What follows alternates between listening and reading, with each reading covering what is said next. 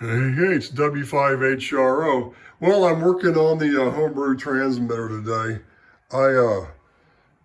One of my other videos, I think on the 75A4 video, I described that my power output on this thing had dropped way down to about 175 watts carrier. And I was playing around with it, and I think my tube is weak. The screen voltage seems to be where it needs to be. Everything else seems to be fine. Uh, I plugged in my other tube. Hang on, just so I don't mess up here. What I have in here is it was from RF Parts. I bought this probably like 89, 1990. I bought a pair of them. And what they are is they're the Pinna Laboratories PL 4-400 CGs, carbon graphite. And when we first moved this our retirement home here, and I started trying to get this thing going again. This is the tube that I've had in it all the years that I ran it. And so when we first came here, I thought, let me plug this tube in just to see if the power may be down. The power from this thing was identical to the one I've had in here. But when I plugged it in, I didn't realize I'd forgot that this one had the set screw missing. And I think I got all screen voltage and no plate voltage, and it ruined the tube because the currents, it just went, the screen current went to like 60 mils and the plate current wouldn't come back off 350 mils. But I'm measuring cathode current, so that's still under what it's supposed to be. Because with cathode current, you got to add the screen current plus the control grid current to it too. So anyway, I found another tube.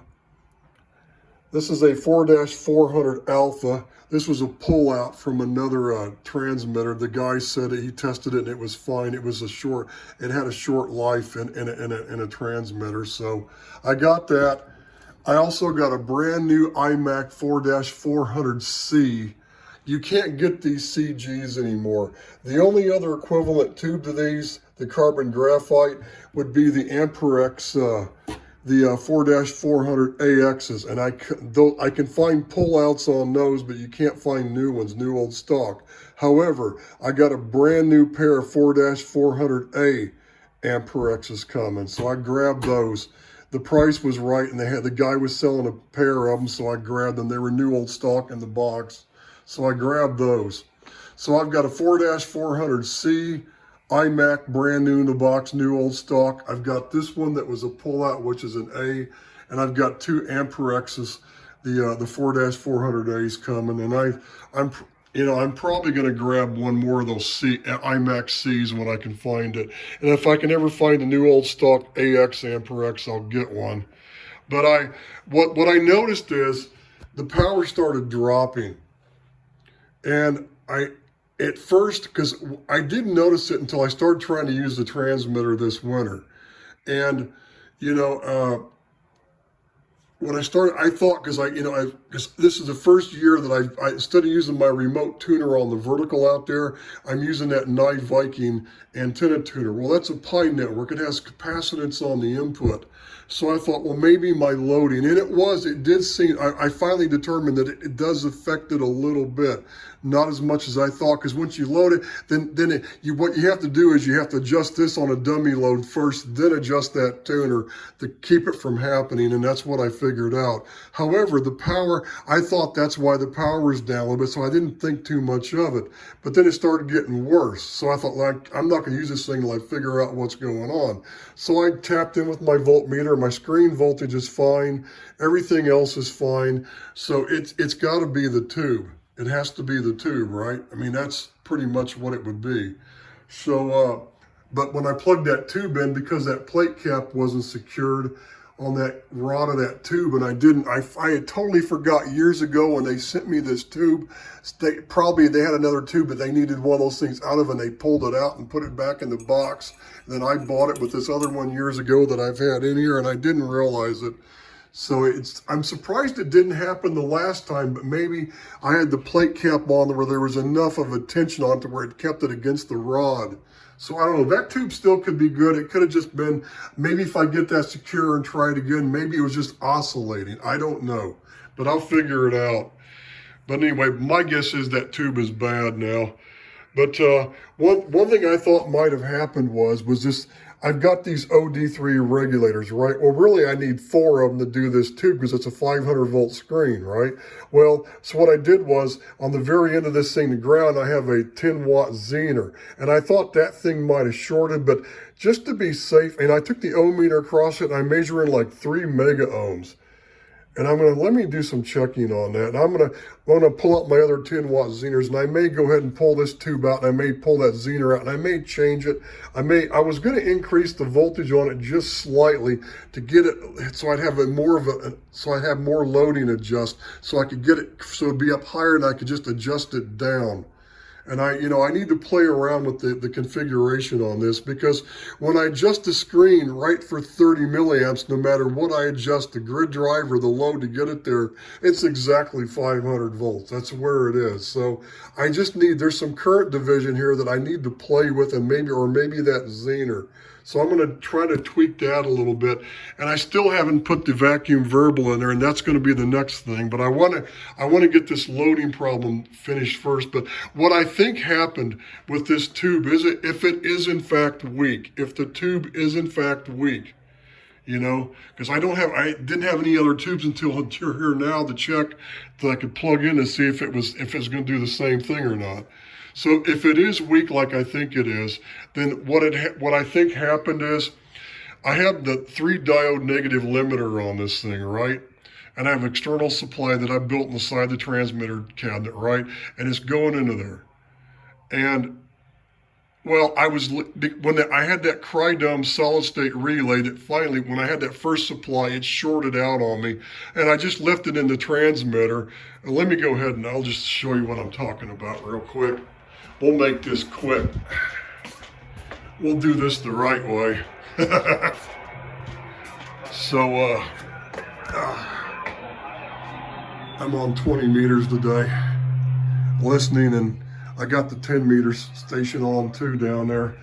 But anyway, if you can see that relay is shorted. The FET in there is shorted across.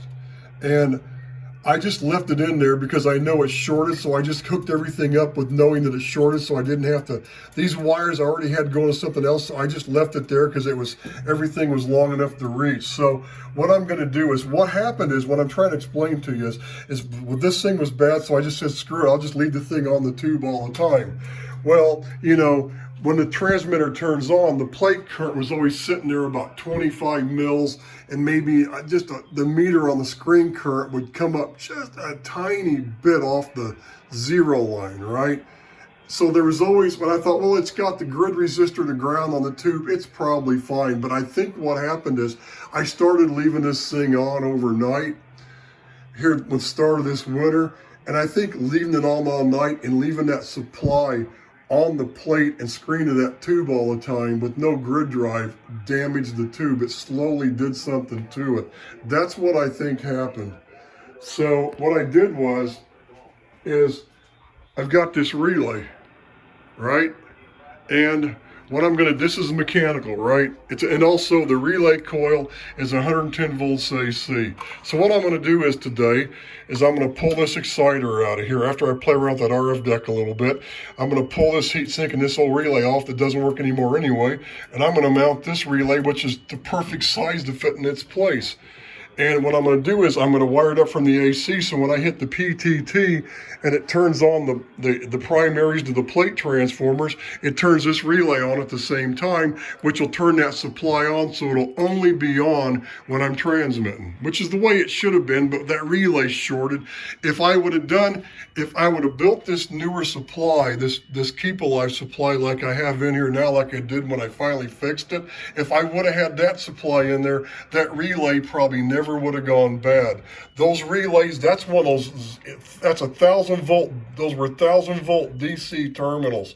This is not an AC relay. This is that high voltage, DC solid state relay that switches on anywhere between like 3 to some odd 5 volts or whatever it was, 20 volts or whatever it says.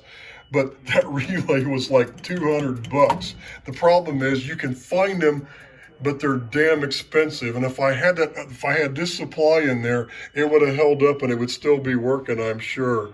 So I'm going to replace it with this mechanical one that's going to be controlled. So when I hit the PTT and it throws the 110 volts on the primary of the plate transformers, it'll key this relay, it'll switch the relay at the same time. And when it's not switched, I'm gonna have it so it's grounding that into the limiter. So it'll have a ground, that'll be good too. So it'll just switch, this thing will go click, click as I transmit, hit the PTT on and off. So that's sort of my plan. So I got that. This is like an 80 amp relay, like 250 volts, but it'll handle it. 300. That supply is what, about, I think that supply, I forget how much voltage was coming out of that thing. After it went through this resistor, the end of it, where it's going to the diodes, I think was like almost 400 volts. But I think the whole supply is like 700 volts by itself. But when it's loaded, it's going to be less than that. These terminals are fine. This relay, I've done that before, and it ain't going to matter. It'll be fine. So anyway, and there's my vacuum variable cap for that RF deck too. So I'm going to pull this thing. I got to pull this exciter rack out to get to all that, but I'm going to play around with that RF deck. I may not get this the relay mounted and all rewired until tomorrow, but I just want to at least start working on this stuff. I got this all unhooked. I'm going to slide this exciter rack out. And another thing I want to do is I'd have to drill a hole probably like right here and get one of these knobs that doesn't have the point on. I can get a round one. I think I may have one. But it would be like right here. What it dawned on me, I'm using this little short 300 ohm piece of twin lead to couple to the 4-400 tube. I'm thinking I should probably put like a little variable, capacitor in series with the one, positive lead that's on the hot output that's not on the ground side, so I can like tune the length of that cable to get a better match for the exciter. And I think I need to do that. Now being in series, it may not work on all the bands. It may work on a few, and it may not work on all of them, and it may have to be in parallel for a couple. But I don't know. I can hook one in series and just adjust it and see if I can see the grid drive meter go up and down. If I can peak it, then I could just, like I said, I could drill the hole probably right here, come out right through here and put that variable capacitor, because it needs to be, it'd be right above that output. So that's where it would need to be. I just don't know if it needs to be in parallel or series. I've tried series first and tuned it on 75 and 40 maybe and see what happens. And if it's probably worth doing, and that way I could have a grill. I probably have a mismatch on this cable. This length is probably, because it works better on 40 meters, and it has more drive than it does.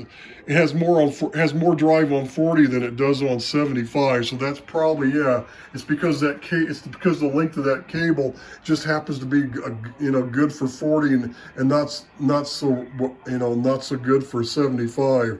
So, but that's something I'm going to play with. And if I have to, I'll just drill a hole here. I'll put a shaft with a knob that I can it'd be like a trimmer. It'd be like, the antenna trim, right, on your old tube receiver. That's what it would be.